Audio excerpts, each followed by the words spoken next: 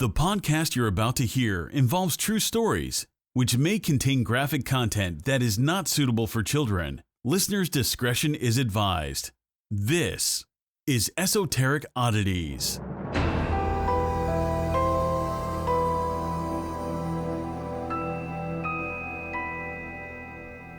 Hey guys, we're back at it again, and we've got a guest.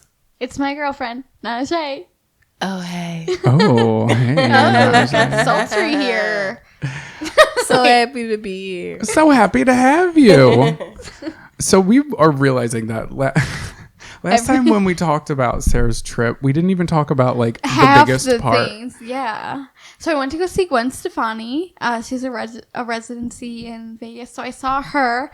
I went to this neon sign museum. I saw a bunch of like old Vegas neon signs. Which Was that nice. the Tim Burton thing? Yes. What was that? What? I'm confused. He like made the installation. Like he made. Oh, okay. I don't know. All right, Timmy. He did it on like Lost Vegas. Oh. It was like all the like lost and broken signs that like he remembered as a child. It touches me. Yeah. It In touches places. me too. I love that. Making me think of Toy Story. What? Toy Story. Explain. All the little broken toys. Oh yeah, at wait. Sid's house under the fucking the bed. Broken toy. I love that. I'm sorry I cut you off. What? Continue. Oh, that was it. I would love that. What was your favorite set by Gwen?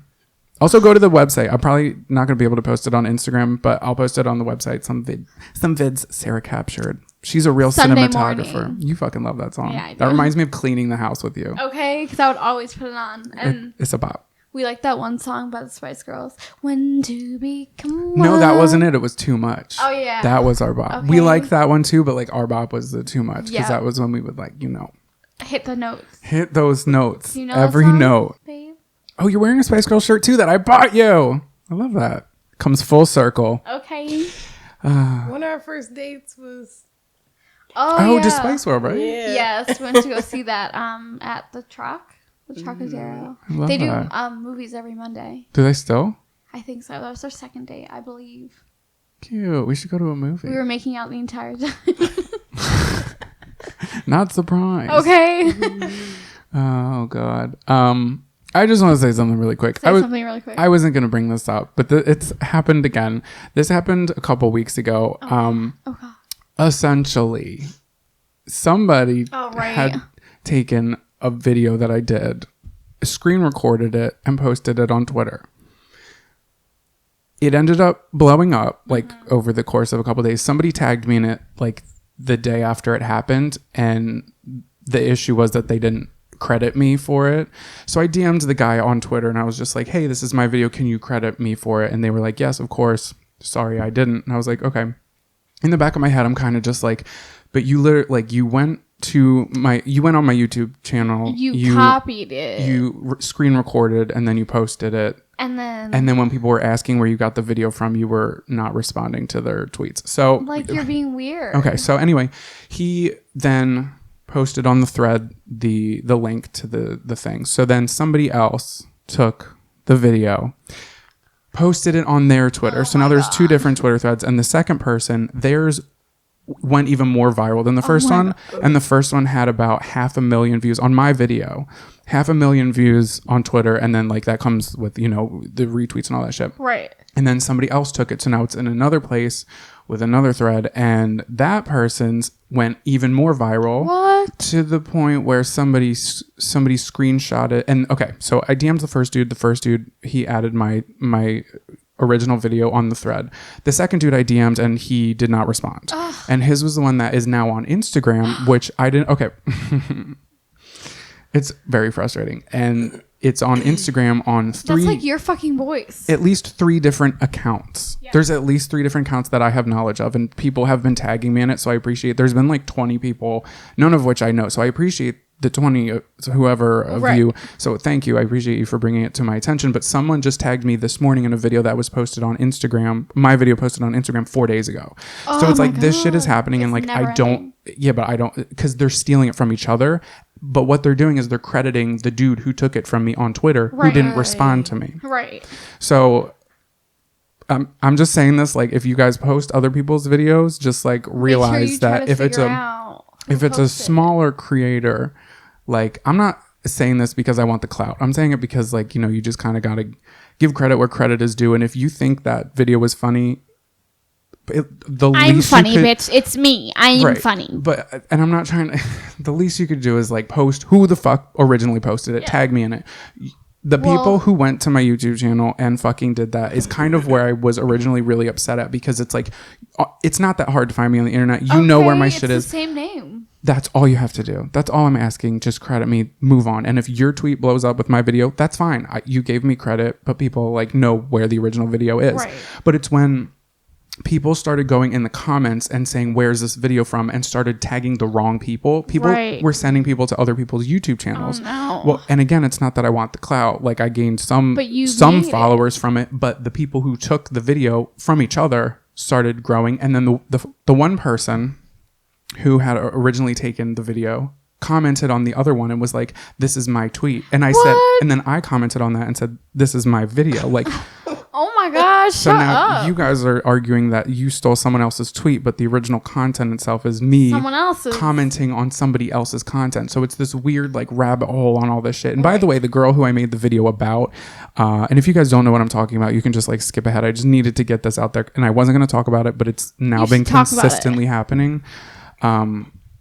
The person that I made the video about is like bigger on TikTok, and she's really something else. But she had like messaged me, and I talked to her, and she was really nice, and she saw the video, she thought it was funny, and she ended up like following me on everything. But but this was before all that shit blew up, and then it blew up, and it's just kind of like, it's very frustrating because I work really hard to make content that doesn't go out to a massive audience, and like it takes stuff is original. Thank you, I appreciate it, but it takes like a small thing, like a video like that with credit that would go towards me to like, if that goes viral and it's like, okay, I made these people laugh, they can go see my other shit. It takes like that's like opening the door to possibilities or stuff that can really help me out in that world, especially in this time. Like, you do not have to explain yourself. Thank you. I just needed to like get it out there, because again, I don't want to feel like I'm like clout chasing, like give me the clout. It's just like, it's you fucking made it. Yeah, you think my video is funny, and someone knowingly stole it from your YouTube and then just didn't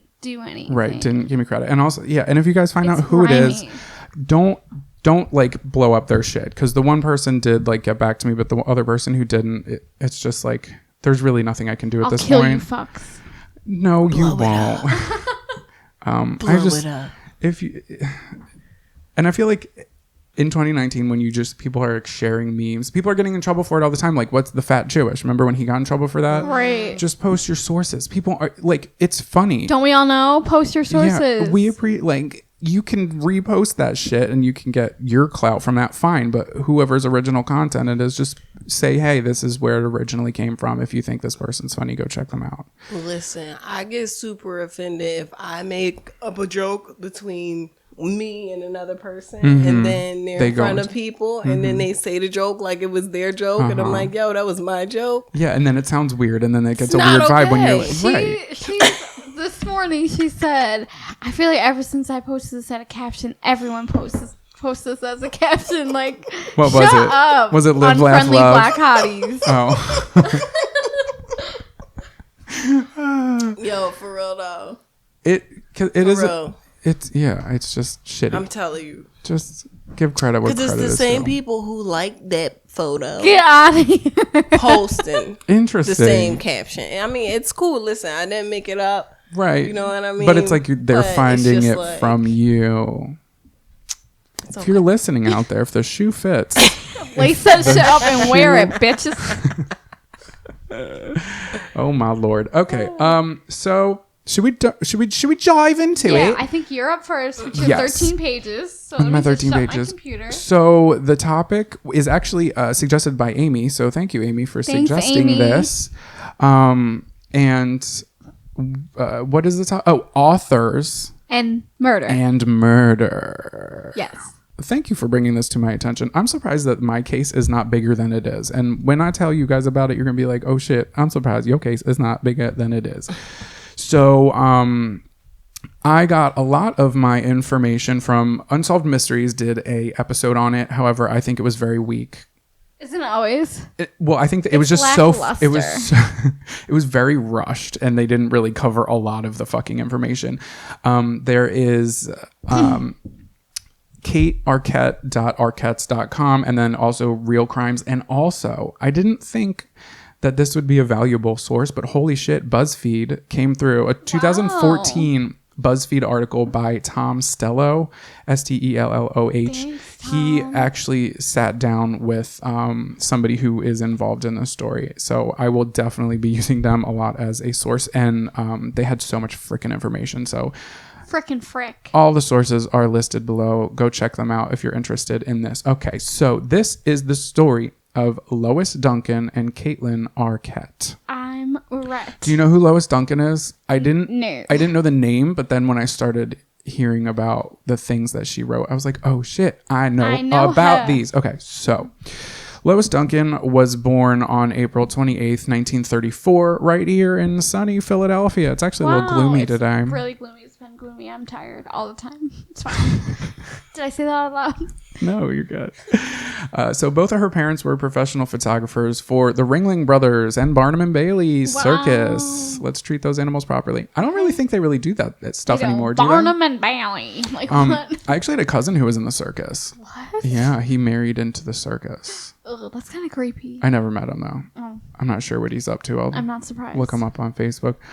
So Lois took an interest in writing, and she ended up teaching journalism at the University of New Mexico. Eventually, she developed her skills as a fictional writer and began writing young adult thriller and suspense novels.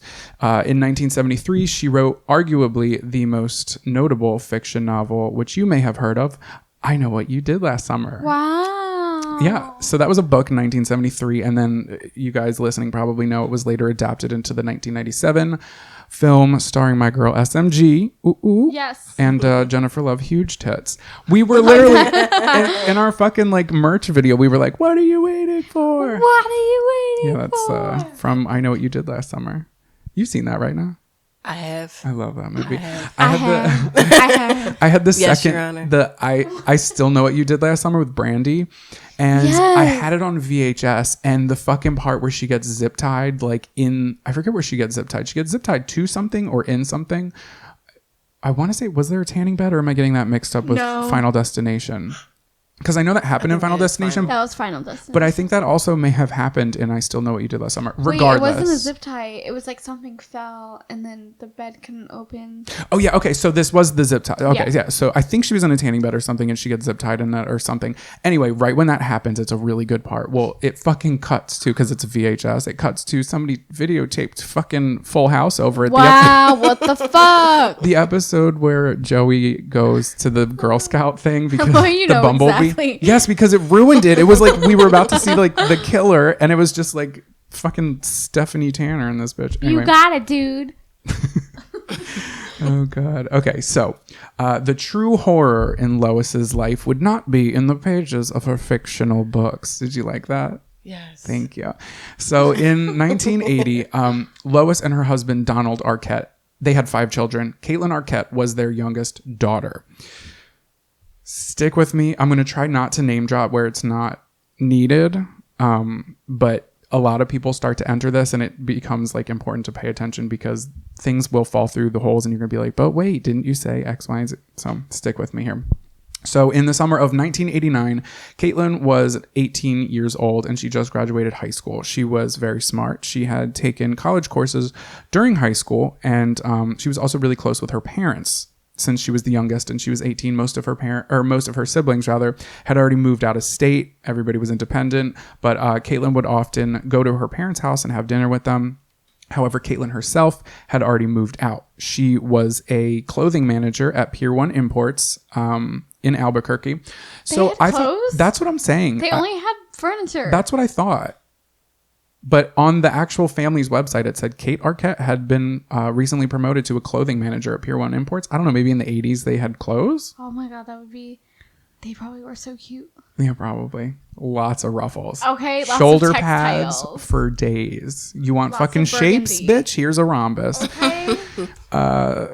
So we're in Albuquerque, New Mexico. So Kate Kate's new job entailed placing orders for and unpacking clothing from the Orient. So Kaitlyn's boyfriend, his name was Yoon Wen, but it's spelled D-U-N-G. There was only one source. I'm pretty sure it was BuzzFeed that showed how to pronounce that, and he said it was Y-O-O-N. So I'm just going to call him Yoon. That's the boyfriend. He was Vietnamese, and he and his Vietnamese friends would routinely stop by Pier 1, just checking out furniture and clothes, whatever the fuck they sold there in 1989. How adult-like. Right. And Yoon would run into Kate, who was working there, and talk to her, chit chat, shoot the shit. She's cute. He's cute. Guys. Right. Let's go to Pier 1 to see the Pier 1 girl, the PO girl. So he would also go outside to speak to this girl whose name was Sharon Smith. She's going to come into play. And she ran a snow cone business out front of Pier 1 Imports. What? This shouldn't be a red flag, but I don't trust anybody who successfully runs a snow cone business out front of a Pier 1 Imports. Okay, I'm just not. It's like a kiosk. Yeah. Where do the machines plug in? I don't fucking know. Where do the machines plug in? That's what I want to know. It's just like the ice, and you pour the little juice over top. I guess it is a simple concept. Right? We're overthinking it. She said the little juice. I could go for a fucking... You're thinking a legit slushy. No, I'm thinking of the good ice ones. cold. Caitlyn was living in a small apartment that was not too far from her parents' house in Albuquerque, where she had lived alone for a short time, and then her boyfriend, Yoon Nguyen, moved in. Again, she's 18. She's smart, responsible, etc. She's about to go into college. She's like, I'm moving in with my boyfriend. Right. And Caitlyn's parents were just like, hey, you have a boyfriend. We'd like to meet him. They meet him. He seems like a really nice guy. Caitlyn was like, yeah, he's a little bit older than me. He's 4 years older. But then again, the age gap would be 22 and 18. It's 1989. Not a huge deal. So, like I said, Yoon was Vietnamese, and he had recently migrated to the United States. And Caitlyn's parents had welcomed him into their home, and that year they would spend the holidays together. I'm sorry, he called Lois mom. Okay, it's a little too soon for that. Wow, he said, I need a mother. Right. And Lois she was totally cool with it. She would actually take him to dentist appointments, and one time he had a tooth removed, and she tended to him after the oral surgery. Oh. Or what have you. But when you move in with somebody, you start to see the person you are really in a relationship with, can vouch for that. What it is. Oh, yikes. And this, I guess, happened with this young couple because Caitlyn and Yoon began fighting. There's nothing physical that was reported, at least to my knowledge, but just arguments, bickering, nothing too loud or crazy that was reported to the cops, but just usual couple stuff. Things started the cracks in the relationship started, showing. So on July 16th, 1989 at around 6 p.m. Try to pay attention to this. This is the night shit's going to go down. So try to pay attention to this little time frame here. So at 6 p.m., Caitlyn briefly stopped by her parents' house to talk. Caitlyn was like, I'm on my way to go have dinner with my new friend, Sharon Smith. She's got a snow cone cart. You should really see it.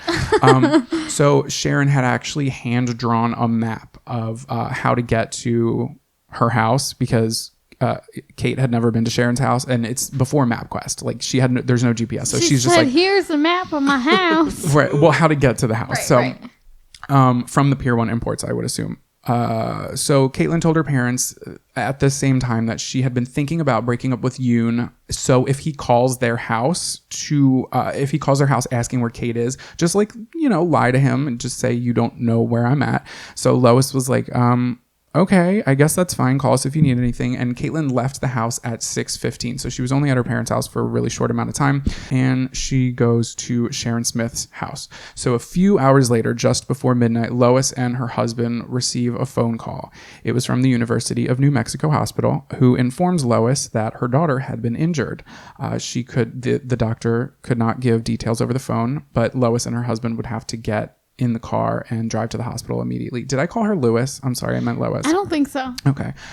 So obviously they're fucking shook up because after you get a call like that, you're thinking the worst, and it's that's your child. What the fuck? So Lois would later say that she thought that Kate had been in a car accident because that's, what you would think. But what really happened was a whole lot fucking worse. Caitlyn had been shot in the head twice. What the fuck?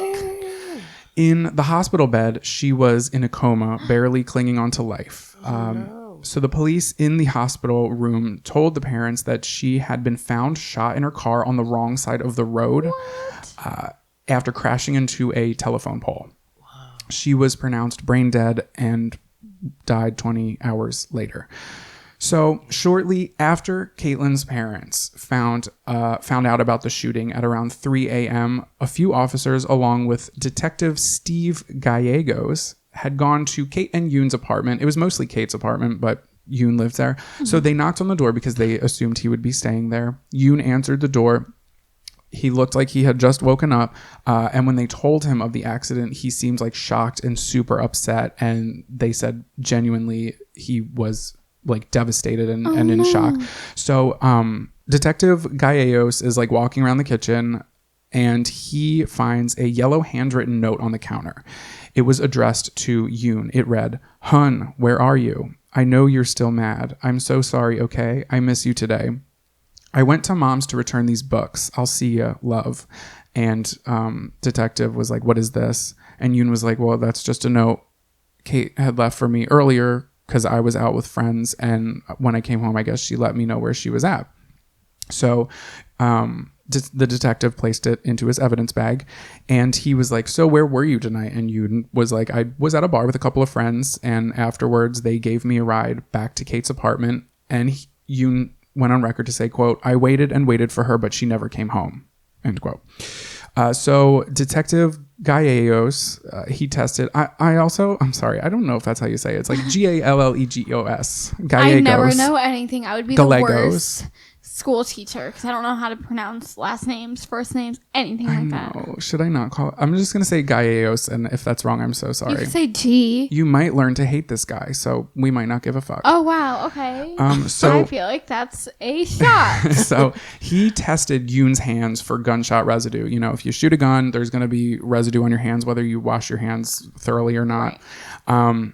And then after he did that test, or he swabbed or whatever, he left with the only piece of evidence he collected, which was the yellow note. So 5 days after Kate's murder, Yoon was staying with a couple of friends at an Air Force dorm room. There's the details surrounding like what was going on at this Air Force base or why he was even there are super vague. My assumption would be that he had a friend who went there. Regardless, his friends went out to a restaurant, but Yoon didn't want to go, so he stayed alone at the dorm. And when the friends returned, they found Yoon on a bunk bed in the corner. The sheets were covered with blood, and a 4-inch folding knife was next to his body on the bed. Yoon had, quote, stabbed himself in the stomach. No. He did survive. And after a week of recovery, the detective met with him again, and Yoon said that he had been so upset over Kate's murder that he attempted suicide. What? So many people thought this made him look guilty of pulling the trigger on Kate. So They were just like, does he feel super guilty that he killed his girlfriend and he just can't live with himself? However, the test results from the gunpowder residue test came back negative. So he didn't pull any trigger. But then Yoon Wen's truth started coming out, and it turns out he wasn't exactly the man that Lois and her husband Don had come to know as their daughter's boyfriend. Ooh. So he was not 4 years older than Kate. He was actually 8 years her senior. Then they find out that Yoon was part of a multi-million-dollar insurance fraud in South California, and Kate was in on it too. So this is the scam that was happening. Again, they're living in Albuquerque, New Mexico, and they're going to Southern California, mostly Orange County. And the scam was to stage a car accident where both parties involved would claim fraudulent insurance money. So they were like, they would have a friend and that it would be them and they would hit each other's cars and be like, "Oh my God, don't know this person. My neck really hurts, my shoulder, my pussy, and my crack." Like, and then they would go and collect the insurance money for it. So one time there was a car that was rented and had gotten in an accident, and it was rented by Kate on her parents' credit card. Ooh. So Kate actually had claimed a couple $100, and that's how she was able to afford the apartment she was living in with Yoon. There were actually 6 different operations, I believe, they traced that she was involved in. Oh my God. Allegedly. Scandalous. Allegedly. So again, this isn't just like a small operation. It's not just a small group of friends. Double people. No, just you wait. No, I'm saying like triple. Right. Whatever is after that. Quadruple. Yeah. So it's like a whole fucking crime ring is what it is. Scamization. Right. That's exact. That's the scientific word. Scientific. Scammerization. And, you know, the people who controlled these crime rings, if you've ever seen any mob movie, they tend to be not great characters who rule by terror, right? So then Kate's landlord, went to Lois and the police, and they were just like, hey, Kate, I had the feeling that she was kind of afraid of her boyfriend Yoon, but she was more afraid of his friends because when they would come over, they would speak strictly in Vietnamese. Oh, no. And in a way that she was in on an operation, so she understood that the things they were talking about had to do with crime. So it wasn't like they were just speaking in Vietnamese, like sharing hobbies and just having a hi, how are you? It's just like time. Right. It's like, how are we going to do this illegal activity that this girl who doesn't speak Vietnamese is in on? So that made her really uncomfortable. Mm-hmm. So eventually Kate had approached her landlord and asked to have her locks changed. And then this is when Lois believed that Yoon probably did not stab himself. She thinks it's a very unusual way to commit suicide. Right. They believe that he potentially was supposed to be the next murder victim from the crime ring in order to keep his mouth shut, which, you know, that's usually what it is. Right. Two can keep a secret if one of them is dead. Okay. But in this case, it's Kate. So Lois and her husband went to the hospital to see Yoon. Again, he's still recovering from stabbing himself, and he was heavily medicated, but he could still communicate. And when he saw Lois, he hugged her, and he cried a lot, and he seemed like very broken and said, I didn't kill her. Quote, unquote, I didn't kill her. Unquote again, I guess. So Lois said, I don't think you killed her, but I think you know who did. Yeah. You just need to decide if you love Kate enough to tell. Ooh. Okay. But then it was at this point, y'all are going to get frustrated. I know I got so frustrated reading this. It was at this point when the police investigation seemed to shift. At least according to Lois.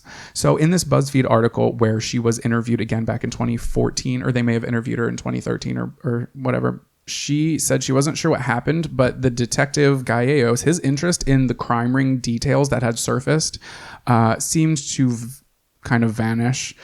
So then Lois hired a private investigator named Patricia Caristo. And this was because, I'm not going to get into all the details, but at this point, I mean, Lois Duncan was a somewhat well-known person for being a young adult author.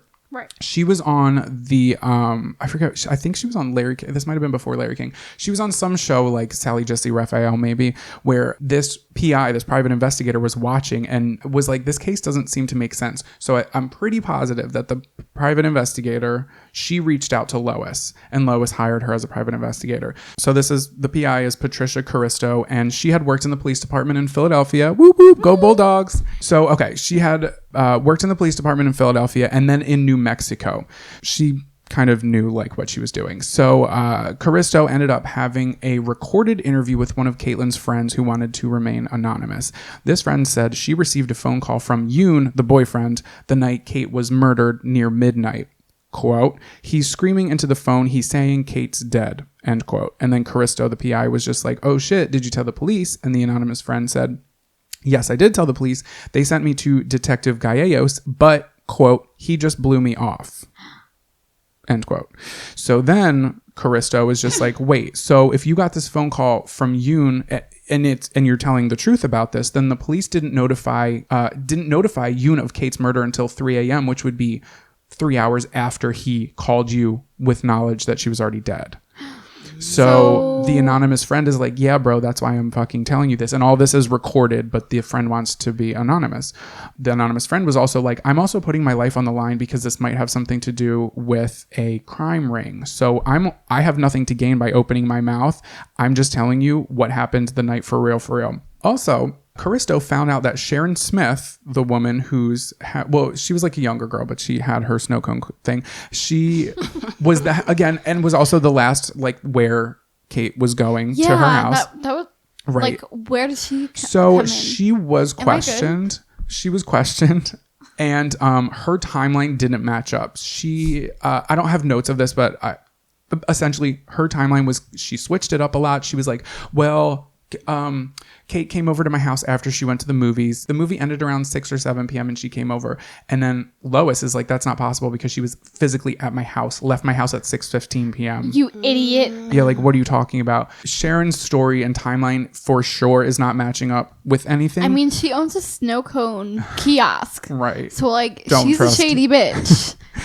According to her, so at Kate, sorry, Sharon did not attend Kaitlyn's funeral. And this is because, according to Sharon, she was in the hospital for a dog bite. So Caristo looked into it. How and convenient for she her. saw, indeed, yes, Sharon Smith was in the hospital at the time of the funeral, but she didn't know what it was for because Sharon Smith would not sign off on the hospital documents for them to be released. So then Caristo was just like, well, if you were in here for a dog bite and it's innocent, like, why would you just not give a fuck? Bite. Right. But then people started speculating that Sharon Smith, if she started opening her mouth, people who were at the funeral would have been involved in the crime ring. So maybe she just wanted to stay safe. So she could just be all innocent. And the reason her timeline wasn't changing up and all this shit, it might have just been because she didn't want to get involved. I know personally, I probably wouldn't want to get involved in any of that shit either. So I would tell them where I was, so I wasn't involved. Well, she was at the hospital, but the reason she gave, I feel like if she lied in a panic saying, I got bit by a dog to the police, then it would be like, well, you lied to the police. Right. If she really was in there to cover her ass. What if she was at the hospital for, lady issues? She could, right. And she just didn't want to say anything. Want nobody to know. Get out of here. You would say that. She could. I feel like that's something that you would just I have a broken open up hymen. about it. I have STD. Oh my God. Broken hymen. T.I. Get out of here. Ew. Okay, isn't that so cringy? Like, let's talk about it for a second. Like, I think it's beyond cringy. It's why are you going with your 18-year-old daughter? It is her body. It is her choice. You're another man trying. I get What it. It's your daughter. To stand in the corner looking at it like. It is. And what are you gonna do if it wasn't, or if it is? Okay. Right. What if she is out here busting it open? What are you gonna do? She could literally. You can have issues riding a bike. She could be going down a bumpy road, break her hymen, pogo stick. I don't know what you kids do these days. I don't know. Tell me. But Anyway, stop fucking trying to tell women what to do with their bodies. Okay. So then more shit started coming to light. Some of the stuff that was coming to light was proving that the detective Gallegos, or whatever his name is, he may not have been like fully taking on this investigation at all. So Lois and her husband Don were closing Kate's accounts and they were paying for her final bills. And Lois noticed that there were 3 fucking phone calls that had been made from Kaitlyn's apartment to Orange County, where these accidents were happening. One of the calls was placed on July 17th, hella early in the morning at like 1 a.m. after Kaitlyn had already been in the hospital. Here's the kicker. At the time the call was placed, Yoon was also at the hospital. So it was probably around like 4 because he got to the hospital around 4 a.m. So there was a phone call placed out of Kaitlyn's apartment when the only 2 people who were living there were not there. Yikes. Why did they think that no one would find this out?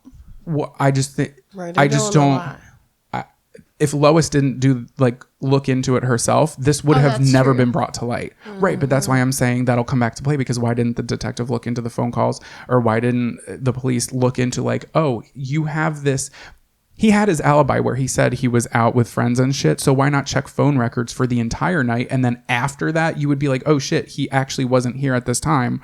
That's a red flag. Regardless. Right. So Lois brings this information to the detective, not the private investigator, the detective, and is like, okay, wait, this is what Lois says, quote, I'd call him and say, were you able to find out? He would say, no, they're unlisted numbers. The police can't get unlisted numbers. That's fucking bollocks. Right? They could get anything they want. They're the fucking police. Right. That's what I'm saying. And he just like didn't seem to like want to do any of that legwork. I'm sensing that Kate's mom is like on top of her shit, and the police are like, yeah, we can't find that. Oh, we can't do that. Exactly. And I'm like, oh. Right. Right. Let's reverse. Why not? Right. And that'll come into play. Don't you worry, girl. I got some theories. So then our private investigator, Patty Caristo, she gets the entire timeline of the night to piece together what happened. Are you guys ready for this? So this is what happened the night. When Kate left Sharon Smith's home at 10:45 p.m., she was driving eastbound in the direction of her parents' house. That's when she was shot twice in the head, either at a red light or while she was driving at a slow pace. Yikes. One bullet missed and hit the side of the vehicle. So there were 3 bullets altogether. Her car swerved over 3 lanes. I think it might have been 4 lanes. Jumped the median in the middle and came to a stop when it hit a wooden telephone pole at the intersection of Lomas and Arno Street. So around 11 p.m., an out-of-uniform, plain-clothed detective named Ronald Merriman saw Kate's car. After it hit the telephone pole, he was driving. He wasn't walking. He was driving by. He saw the car that crashed. He drove by slowly, but her body was slumped over into the passenger seat. So when he drove by at his eye level, he didn't see it. And he did see another car there. He saw a Volkswagen Bug next to the pole. So he assumed that there was a car accident here. He's a detective, not a police officer. So he drives past, doesn't see the body in the car. He doesn't think anything of it, but he does radio the dispatch to see if anything had been reported. There was nothing reported. He was like, okay. So he does a UE. He drove past, radioed in, does a UE. He comes back, and when he comes back, the car is gone, but there's a man standing near the car, near Kate's car, who, quote, happened to be passing by. End quote. So this man, his name was Paul Apodaca. He was in his early 20s. At the scene of Kate's murder, Paul's contact information was taken, then he left. But standard procedure would have required the police to run Paul's name, like while he's still at the scene of what happened. And, okay, wait, hold on. I'm jumping around a little bit. So a police officer comes. There's a body there. So he's just like, oh shit, I'm going to need backup and an ambulance. There's a body here. She was still alive, but like barely hanging on to life. So he takes down Paul's information and then lets him go. Doesn't run it through anything, nothing. If they did, they would have seen that he did truthfully give his real name. Paul Apodaca was his real name. And they would have saw that just a few months before Kate's murder, he had been found on the side of University Boulevard, which was nearby, with a nearly empty bottle of Jim Beam, 12-pack of Budweiser, and 2 22 pistols. Like, he and his uncle had been there, quote unquote, shooting. For what they were shooting at, we don't quite know. But he also had a fucking rough patch too. So this Paul dude, by his early 20s, he had already been accumulating an alarming criminal history. Throughout the 80s, he had been charged with committing multiple violent attacks against women. What the fuck? Including robbery and beating a young girl with a baseball bat. Later, in a case in 1990, he had fired a .22 caliber pistol from the window of his car at a transgender person walking down the street, striking the victim in the back. Paul's car was a fucking Volkswagen Bug. A few years later, there was a horrifying headline that read, quote, "Man rapes stepsister to get into prison," end quote. So basically, Paul's younger brother had been convicted of a murder, and he was just like, dude, my little brother can't make it in jail, so I need to go to jail too, and the only way that I can do that is to rape my stepsister. So he ends up going to prison for that. She was 14, and he spent 20 years in prison. Very fucked up. But that was after. This was a couple years after. But this is the type of guy we're dealing with here with this Paul character, okay? So then our private investigator, Patty, she finds that not a single bullet nor shell were ever recovered from the crime scene, and that only a few fragments from the bullets were found inside Kate's body. One report said there was no exit wound. So if there's no exit wound, somebody went in to pull out the bullets. Don't know if that's true, but if there was no bullet found in the car, no exit wound found in Kate, just gonna leave that there. Again, that's alleged, but the fact is they did not find bullets at the scene of the crime or shells. Very suspicious, right? Brings up a good question. Was it sloppy police work, or had somebody come by and cleaned up? Yes. So a forensic pathologist who had examined Kate suggested that the 2 bullets that killed her were from a small caliber pistol. But then the private investigator literally just took a look at a picture. She later proved it, but by the look of a picture, she was like, no, that's not a fucking small ass caliber pistol. That had to be at least a 38, at least. So then the private investigator interviewed 2 cops who were at the scene. So there was the plainclothed detective officer and another uniformed officer. So according to Caristo, quote, they provided starkly conflicting accounts from the very first moments. The detective said that it was the officer who collected Paul's information, and the officer said it was the detective. So right off the bat, they're just like, I didn't do that, you did that. No, I didn't do that, you did that. Oh no, the classic, he didn't know. So then this private investigator located Paul, who again was in prison by this time for the rape, and Paul was just like, there was no uniformed officer even there. So then they're just like, okay, wait, so what the fuck happened? is going on? So then she talks to the ambulance driver who arrived at the scene, and the ambulance driver said there was not a single cop when they arrived. Oof. This driver said that when he arrived, it was literally just the car there with Kaitlyn near dead inside. And one officer said that they were directing traffic, and then the other detective said, I was doing the same thing, but like further down the street. And the ambulance driver was like, hey, I'm not like trying to get in the mix of the drama, but there was no officer at the scene. I didn't see you guys directing traffic. Nothing was marked off. Anybody could literally willy-nilly walk on by, do whatever they wanted to the scene. By the time I got there, quote unquote, it was so quiet, it was eerie. So there's that. So the private investigator, Caristo, said, quote, from this moment, we don't know what happened. There is literally not one confirmed fact, end quote. So Caristo assembles her analysis in a 75-page document, delivers it all to the Albuquerque Police Department, never hears back. So remember that note that Detective Gallegos, yeah, he had taken from the apartment. Well, Lois's family knew about the note, knew about what it said, but they had never physically fucking seen it. So now for the first time they're seeing it, and immediately they're all like, that is not my daughter's handwriting. That is not her handwriting at all, right? And not only that, but the detective, when he transcribed it to be documented, it was fucking altered. So the original note had misspellings that Kate would have never made. I read to you guys what was in the transcript, but what it originally said was, went to Nam House to retune these books. No. The detective cleaned it up when he documented it, which then read, quote, I went to Mom's house to return these books. Mm-hmm. To me, it sounds like somebody whose first language might not be English. Okay. It might be Vietnamese. Sorry, I got a little lie caught in my throat. Not only that, but Lois had found some handwritten notes that were in Vietnamese at her house when they were moving all her shit out, and she gave them to the detective. This was before she knew all this shit was going to fall through the cracks. This was like kind of immediately after the death and the funeral. So the detective took them, and he's just like, perfect. I actually have somebody at the police station who speaks Vietnamese and can translate these perfectly. We don't even have to send them away. And Lois is like, oh my God, that's so great. Like, even if they don't give us any information, it would be great to know if this is literally anything. So then come to find out, further down the line, guess what? The notes are missing. Not only that, but they were never even translated. And there was nobody who ever worked at the police department who spoke Vietnamese or could translate it. So she's like, bitch, you fucking told me that. And he was like, no, I didn't. And none of it was documented. What the fuck? You did say that. Right. So then Yoon came forward with an admission. While in Albuquerque, at the Central Police Station, he did admit to participating in 2 staged car accidents. He had claimed his innocence to this before, but now he's like, okay, yes, I have been involved in this, but it was only 2.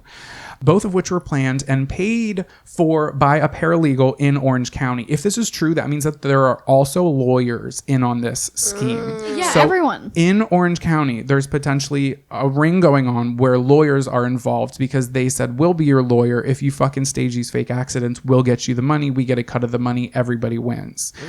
It's the fraud scheme it's the insurance fraud scheme, right? So it's big. It's a big deal. Yoon said he had originally lied to police saying he had no involvement in any of these crimes because he had a friend who told him who was also in on the fraud too. As it turns out, this fraud-ass friend would turn out to be the person who made 3 phone calls to Kate's apartment. Yoon said that the calls were made to Orange County paralegals to plan the next staged accident. So do you think he knows what's going on? We'll get to it. Okay. But then, after this admission, where Yoon is like, yes, I was involved in this crime, Get ready for this. A deputy chief, this wasn't the detective, but a deputy chief from the police department steps forward to the public and says that, quote, claims concerning Vietnamese gang activity were possibly nothing more than smoke, end quote. So he's saying he's like, there is no gang activity. That had no, then the police are literally saying to Lois and to the public that this was a random act of violence, that this was just a drive-by.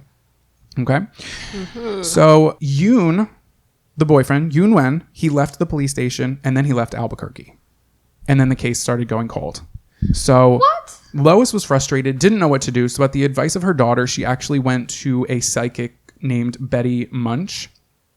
Betty worked through automatic writing, which is essentially like if you ask a question or you like say something or this person can channel. I don't know exactly what they did.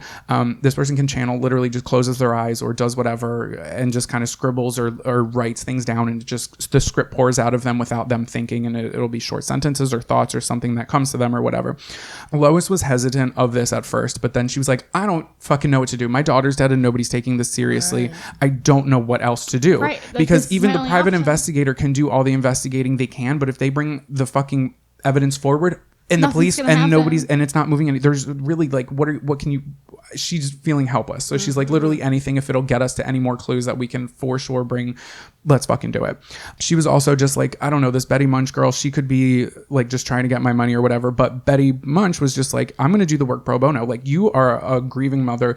I'm not going to accept any money from you. I just want you to take me seriously, and I want to help find out who killed your daughter. And she's like, oh, okay, interesting. So Betty gave her interesting information. Now, I'm not going to dive too far into the psychic readings, but this is interesting. So Betty gave her some interesting information and gave her contacts for out-of-state psychics as well. So Lois sends off some of her daughter's belongings to these other psychics. There was like gold-ringed seashell earrings, a purse, a wallet, but no psychics seemed to give her good information until there was this woman named Noreen Rayner, who had worked with a police sketch artist. This is fucking weird, y'all.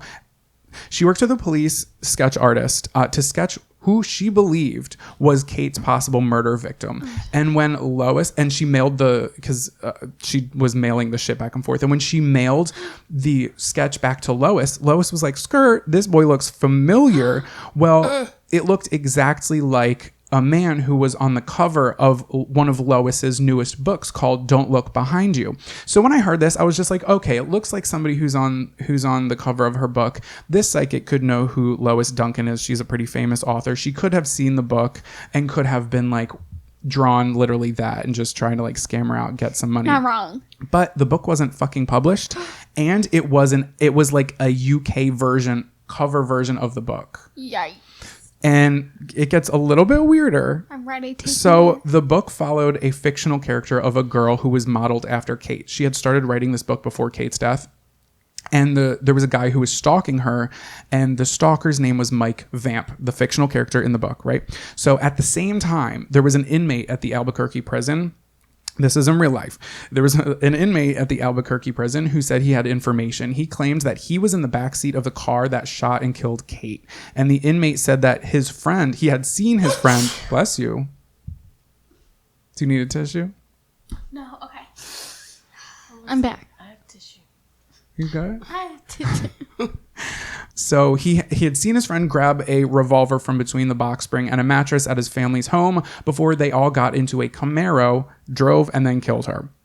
And that's all he was saying. The statement seemed to be supported by a truck driver who had reported to the police that he did in fact see a Camaro speeding behind a red Ford. The red Ford was confirmed to be Kate's car.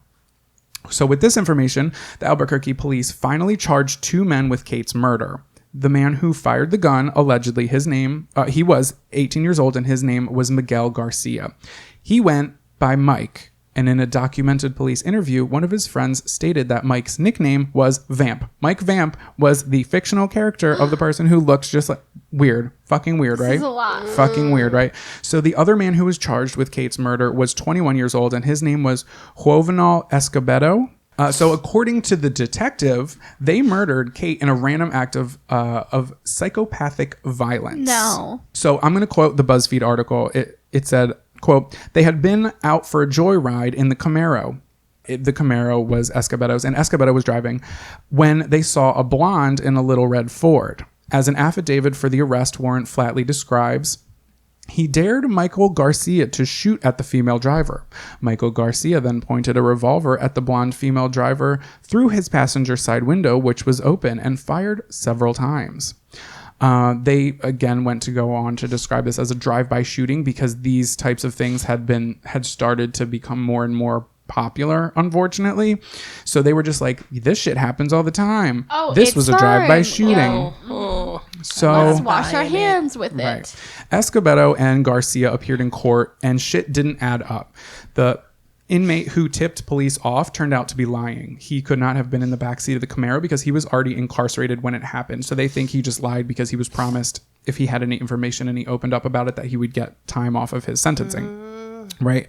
But police really wanted to get these two guys for it. They were two Mexican guys. So they're just like, let's get these guys. We'll get these guys. Right. We'll put them in jail. They definitely did it. So they used a neighbor who claimed to have heard Garcia talking about the crime, as well as another man who had told a cop and apparently jail guards that he witnessed the murder from the back of the Camaro. Everybody's kind of like, what the fuck? Like, people are like, yeah, I was there. I was in the backseat of the Camaro. I was like, okay, it's not that big of a car. We aren't all there. Like, shut the fuck up.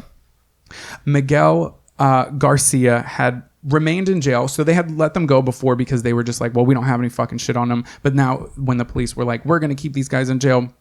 Okay, ready? So Miguel Garcia had remained in prison, but Escobedo was nowhere to be found. Years passed and he was never found.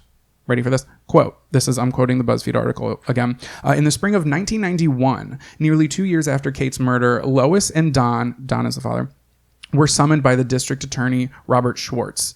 The charges, Schwartz told them, were being dismissed. He still believed that Kate was the victim of a random drive-by shooting that Garcia and Escobedo were guilty of. But some witnesses had started waffling. Okay. So Schwartz believed that they had been intimidated, that it became pretty much unusable. Like all the information, everybody who was coming forward saying they were witnesses, literally everybody had a different story. So they were like, we don't know who to believe. We literally can't really use any of this because everybody's either their alibi wasn't missing. The one dude said he was in the backseat. He was already incarcerated. You're not wrong. So then okay, ready? So this Schwartz guy, he says the other problem was the defense attorney had gotten on this Vietnamese connection. Quote, it has a much better motive than our case. But then he added, the trailhead pretty much stops here, end quote. Bitch, if the motive behind the Vietnamese connection was better, why wasn't it taken seriously at all by anybody? Literally, right. Bitch, what?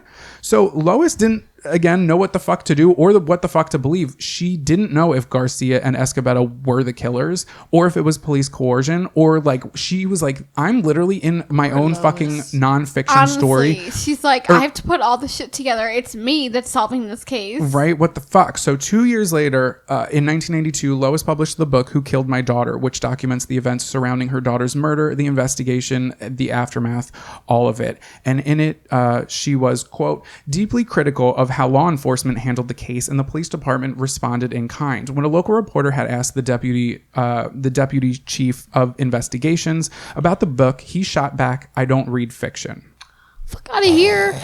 End quote. So there's so much going on in this. Okay, what's actually the truth? Remember Paul, the guy who was seen outside of the car? Was he the Vietnamese organized crime, Escobedo and Garcia? Were any of them intertwined in any way? Or what? Like, we can't connect any of them. There's 4 possibilities here. They could all be linked, or they could all be separate, or none of them can be true. Right.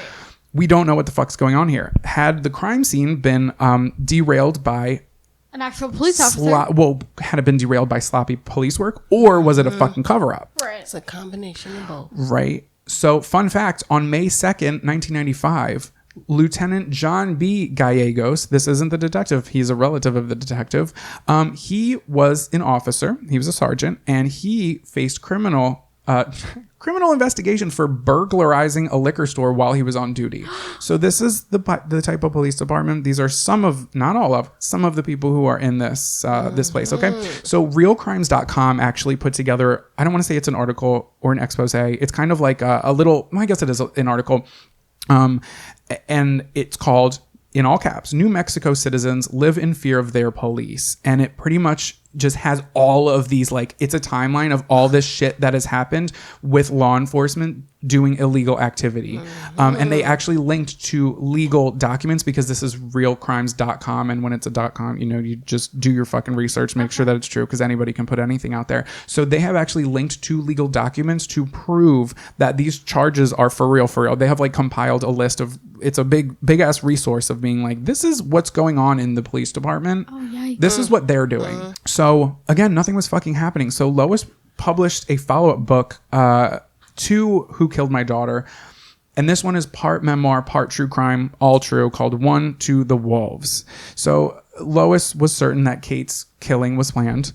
She thinks that the errors made by the police were not mistakes. She said, quote, "I don't see how anybody with a brain in their head could think this was random. There is more and more reasons why I think she could have been killed," Lois said. Yoon Wen eventually settled in Northern California in Orange County. Probably not the most appropriate place for him to live. Okay. But nobody's really heard from him since. In 2012, Paul Apodaca, he was released from prison from his rape conviction. He then returned with a 12-year sentence after splitting open his girlfriend's forehead and stealing her car. What the fuck? Okay, and then here's the kicker. When the charges were reinstated, remember Escobedo? They were like, we can't find him. Yeah, haha. He didn't flee the state or the country. He didn't even leave Albuquerque. He actually filed to go work. He filed to go work legally in construction. He had a family. He had a son. He had a daughter.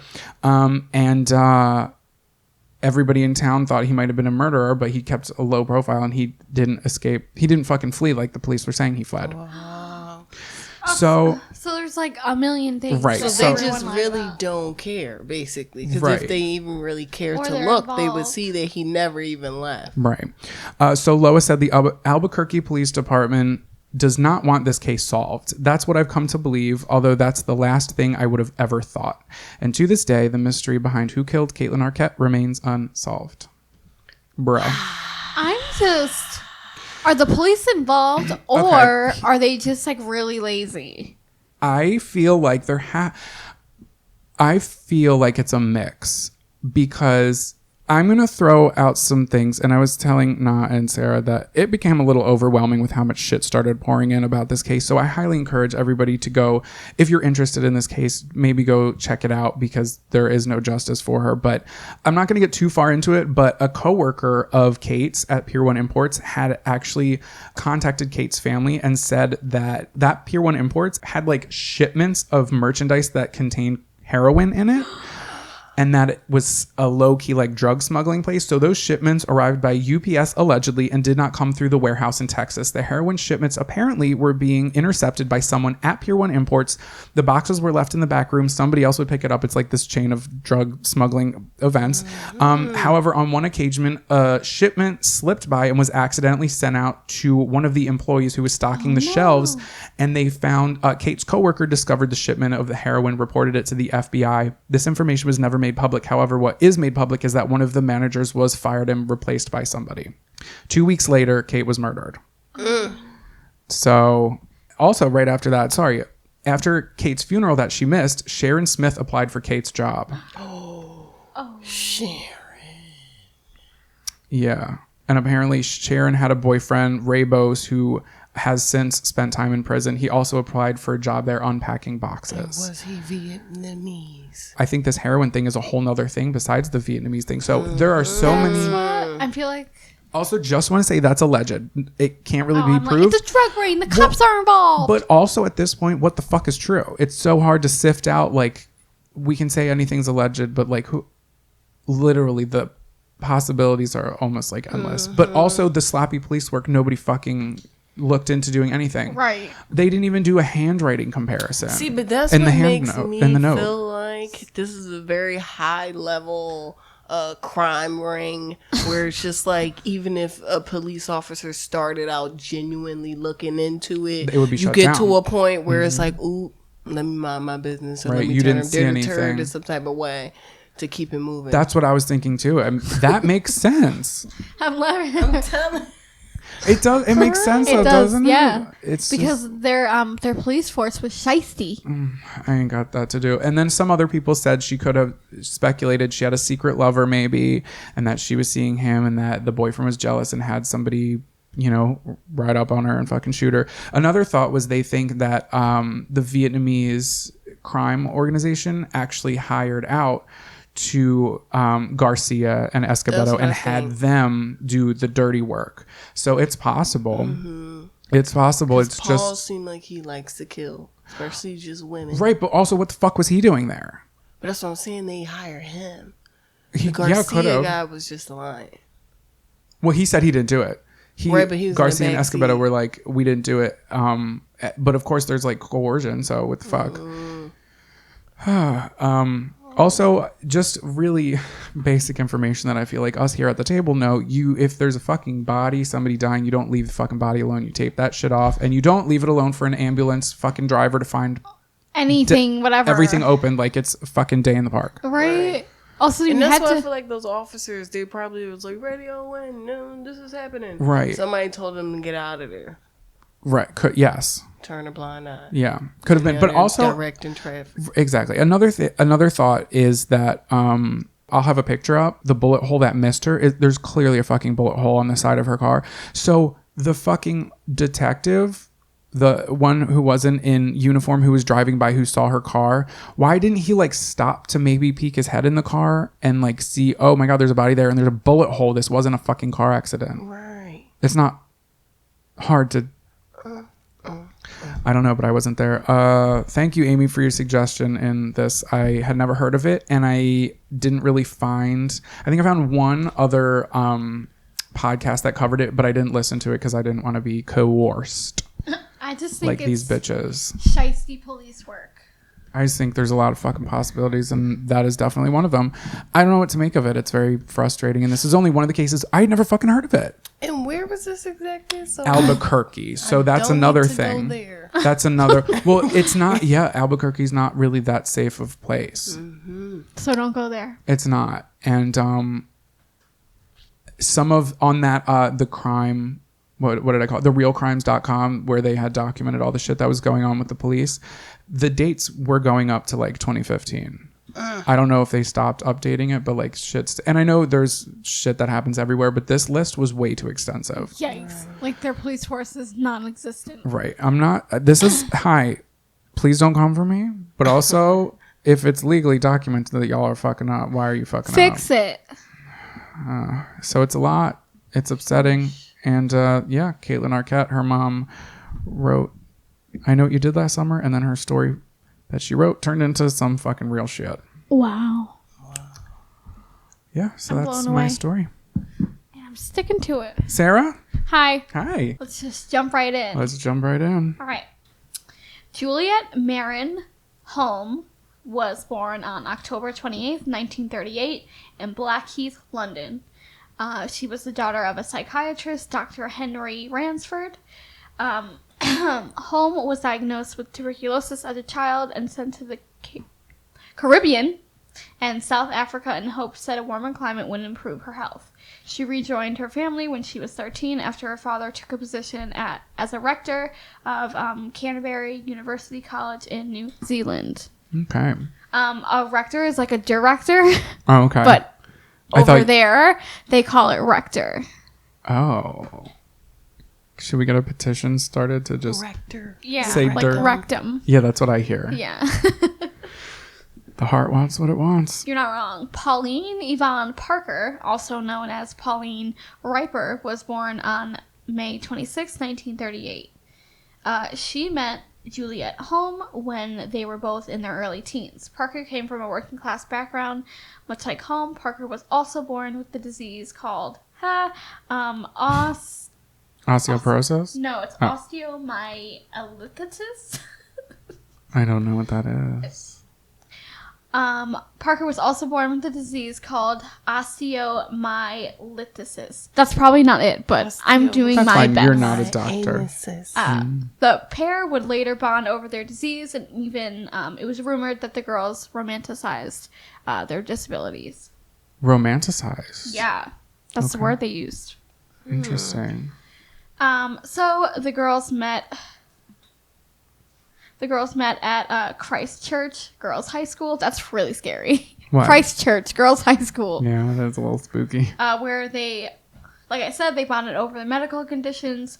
Later, their friendship developed and formed, and they would make up elaborate like life fantasies together. Like, so they were obviously both writers, and they would make up these stories. Are they lesbians? No. Oh. No offense.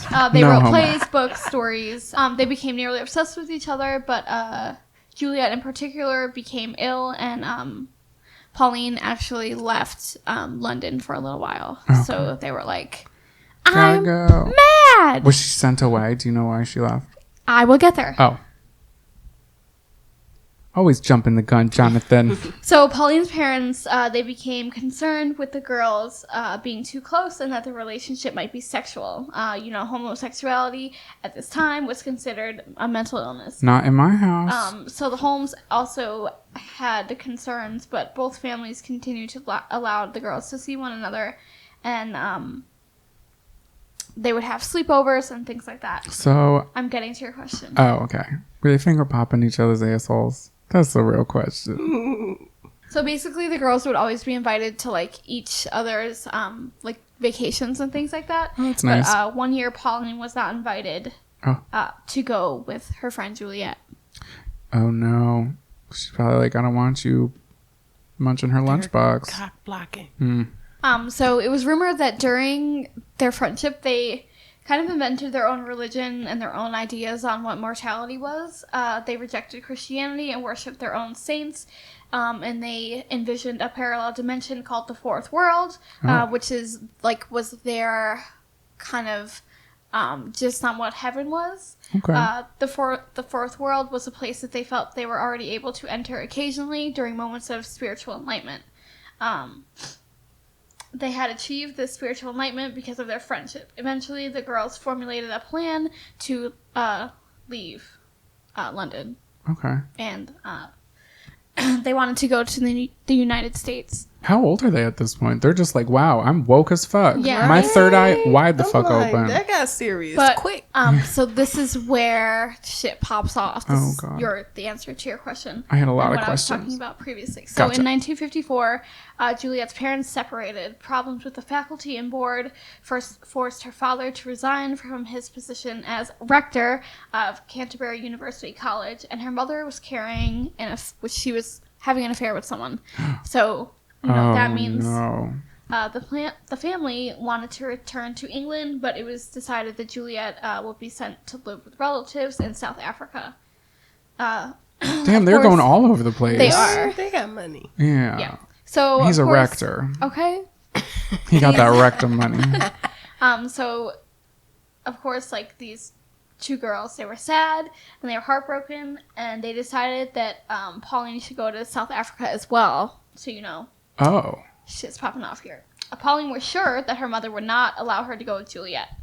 The girls then formed a plan to murder Pauline's mother in order to remove the one perceived obstacle of remaining together. Whoa. Their long-term plan was to go to South Africa and then head to Hollywood or New York City, where they believed they would publish their writing and work in film. They got it all figured out. All right. So, on June 22nd, 1954, the body of Honora Reaper was discovered in Victoria Park in Christchurch, New Zealand. That afternoon, Honora, which is the girl's mother, Mom. Oh. that afternoon, Honora had gone for a walk through Victoria Park with her daughter Pauline and Pauline's best friend Juliet. So, they're all together, Mm-hmm. and this is where it's happening. Approximately 130 meters, which is 430 feet. Actually found out this time. Do you remember when you were reading it? You were yes. like, 130 M. I did that. Down the path in a wooded area of the park near a small wooden bridge, Juliet and Pauline bludgeoned Honora to death with half a brick enclosed in an old stocking. Oh my God. The girl thought one blow to the head would kill Pauline's mother, but it was more like 240 blows Wait. to the head. Fucking I'm monsters. sorry. All because Pauline's mom would not let her go to South Africa with Juliet. Hold on. How many times did they? 240. Okay. Damn. So imagine being the mom. Like, she's aware. Literally beat your mom. Well, she did not. She probably was knocked out. Yeah, after a couple.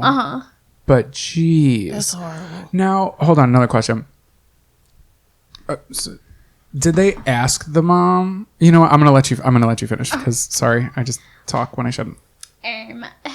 After committing the murder, which they planned together, the two girls fled, covered in blood, back to the tea kiosk where the three of them had eaten only minutes ago.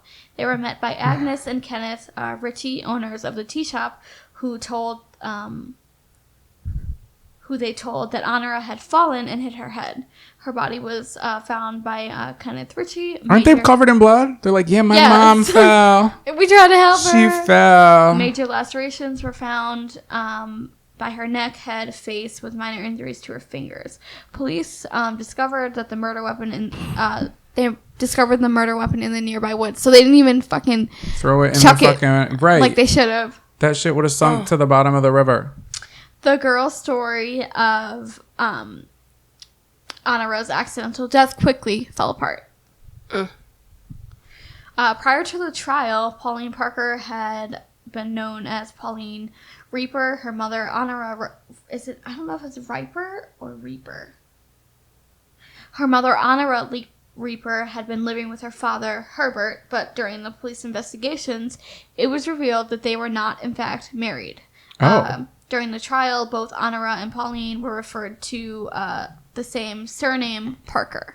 Oh, okay. That's why you said she was also known as? Right. Interesting. The trial made world news, obviously, with speculation about their possible lesbianism and insanity. The girls were convicted on August 28th, 1954, but they were too young to be considered for the death penalty, so they each spent 5 years in prison. That's a good trade-off. Wait, hold on. How old are they now? It doesn't really say. So before 18, though? Yeah. I guess because they were in high school? So they were born in 1938, and now it's 1954. I'll do the math. 16 years. 16, yes. Wow. They were you 16 good at years math. old. She is. She's so good at math. My little mathematician. Ooh. Ew. All our dolphins listening really loves that little noise. That's what she does to me. The bottle nose. That's what baby. it sounds like. Oh, my Lord. All this lesbian talk. So they each spent 5 years in prison. Some sources say they were released on the condition that they never contacted each other again. Huh? So they're like, here you go. Half a decade. No more play dates for you guys. Right. But then someone basically like squashed the rumor. Yeah. Okay. They were like, that never happened. So following her release from prison, Pauline Parker spent some time in New Zealand under close surveillance before being allowed to leave England. Since 1997, she has been living in a small village of Hoe near Strode, Kent, and running a children's riding school. I don't think she should be around kids. Yeah, I don't think so. Wait, still? Yeah. Oh my God. Yeah, because I guess they were only 16. Yeah, well, as an adult, she became Roman Catholic, and she expressed strong remorse for having killed her mother and for many years refused to give interviews about the murder. After being released from prison in 1959, Juliet returned to England and became a flight attendant. For a period, she lived in the United States, where she joined the Church of Jesus Christ of Latter-day Saints in 1968. She later settled in the Scottish village of Port Monaghammock, where she lived with her mother. Her father had a distinguished scientific career heading the British hydrogen bomb program. Wow. Okay, that's a lot. But also, if I was her mother, I'd be like, I don't want you to live with me. I saw what you did to other girls, mom. What the fuck? Well, Juliet became Anne Perry using her stepfather's surname. Her first novel, The Cater Street Hangman, was published under this name in 1979. Her works generally fell into several categories of fiction, historical murder mysteries, and detective fiction. Many feature recurring characters, most importantly Thomas Pitt, who appeared in her first novel, novel, and a private investigator, William Monk, who first appeared in her 1990 novel, The Face of a Stranger. By 2003, she had published 47 novels and several collections of short stories. Her story, Heroes, which first appeared in the 1999 and anthology Murder and Obsession, edited by Otto Penzel, won the 2001 Edgar Award for Best Short Story. Basically, in 2005, she appeared on The Trisha Show to discuss the crime on a specially themed show. A 2009 documentary film, and Perry Interiors gave a snapshot of her life, and she basically stated in 2006 in an interview that her and Pauline, they weren't lesbians. They were just like weirdly obsessed with each other. Oh, so they said, let me get the one thing straight. We may have killed her mother, but what's important? We're not lesbians. And that's the story of Anne Perry. Oh my god, I hate it. They like really like were like, my mom's not gonna let me go. We gotta kill her. Right. That sounds like there's some other motive behind it, because you could have literally just went and not killed your mom, right? Because you don't really plan on talking to her again either way. That sounded like there was some stew brewing behind the scenes of that shit. Right? I don't know. That became Heavenly Creatures. Is that what that's about? Yes. I know about Heavenly Creatures. I haven't seen it. That's a movie, right? Did we watch that? No. Beautiful Creatures is the one you like. Oh, so cute. I'm gonna lose my street cred. Don't tell nobody. Kate Winslet was in it, yeah. Wow. See, but you know what the thing probably was? They were so into their like imagination that like, you know, you start losing the sense of reality. You know what I mean? Yeah. And then you don't have any type of like care for human life really, or a normal amount. Right. And it sounded like, I mean, who's to say that whatever they were tapping into to reach their, what did they call it? The heaven place? The fourth world. The fourth world. Who's to say that that's not real? But I'm just saying it sounds like they needed help. On some. Right. Mm-hmm. They might have been on some. That kind of does sound like the, well, also I would want to look into it rather before saying all this stuff. But like one of them could have been, I forget, who was the one who they killed her mom? Pauline. Well, they both killed her. Right, but it could have been like Pauline having the issues and kind of like coercing Juliet. Bringing her into it, kind of like that one couple that we keep coming at, Leopold and Leonardo, or something like that. Leopold and Loeb. Yeah, Leopold and Loeb. Thank you. Not to be confused with Morgan and Morgan. Okay. Morgan and Morgan and Morgan and Morgan. I hate it. Lundy Law. Do you have a fun fact and a tweet of the week? I do. My tweet of the week is from @BLP Mikey. He says, if you had to go the rest of your life with either a spoon or a fork, what would you choose? I would do a fork. I hate spoons. But then how are you going to eat soup? Oh, fuck, with my mouth. You could sip it. Like, you could tip it and sip it. I would do a fork. I ate ice cream with a fork the other day. I'm not going front. A part of me want to say spoon, but to be honest, for the last 10 months when I was in New York, I literally had one bowl plate. It was a bowl and a plate because I had to choose wisely, you know? And then I always had a fork. That New York so I'm going to have to say mentality. fork. I'm going to have to say fork. I feel like you could. The fork got me through. It has to. Like, you can't fucking eat substantial food with a fucking spoon. You can't, so it has to be a fork. Because you can eat cereal with a fork. Watch me, bitch. I'll do it. I will do it. My fun fact is if a polar bear and grizzly bear mate, their offspring is called a pizzy bear. I love that. Has that ever happened? No, I don't. Probably. Well, actually, pizzy bear. It would have to be forced because they come from very different places. Walks of life. Okay, so my tweet of the week was regarding recently a plane has crashed. A Pizzly bear. Who forced them to fuck? Okay. Right. So recently a plane crashed for a gender reveal party. Oh no. So Whitney Cummings tweeted, your gender reveal party reveals more about the lack of intelligence your baby is inheriting. True. God. Stop having gender reveal fucking parties. Okay. Keep it simple. Put it in a cake. Maybe. Also, like, can't you just be like, we're having a Leo? Like, I don't know. I'm torn about it. Some of them I thought were like creative and kind of cute. Okay, but then again, it's thing. just like Here's let the baby choose his own gender. Right. Yes, that as well. But like, if you have to reveal anything, like the cakes were cute when it happened, and then people were like, "Oh, let's do like the baseball, and we'll hit it, and the powder will come out." And then people are like, "Let's do fireworks," and they started the fucking widespread fucking fire was from a baby reveal, like a gender reveal. What the fuck? Okay, so that's my tweet of the week. Thank you, Whitney Cummings. And then my fun fact is that Frank Ocean's birth name is Christopher Edwin Cooksey. He legally changed it to Frank Ocean in 2015. I didn't know that. Oh, He looks like a Francis, though. Yeah, you're not wrong. He looks like a Francis. All right, well, thank you guys so much for listening. Thank Thank you, Na, for joining us today. Thanks for having me. So lovely to have your little cute face to look at. Oh, hot ass. If you guys want to cop some merch, head on over to esotericoddities.com. Also, make sure you check out all of our sources, which we have links below. And if you want to see pictures from today, follow us on social media.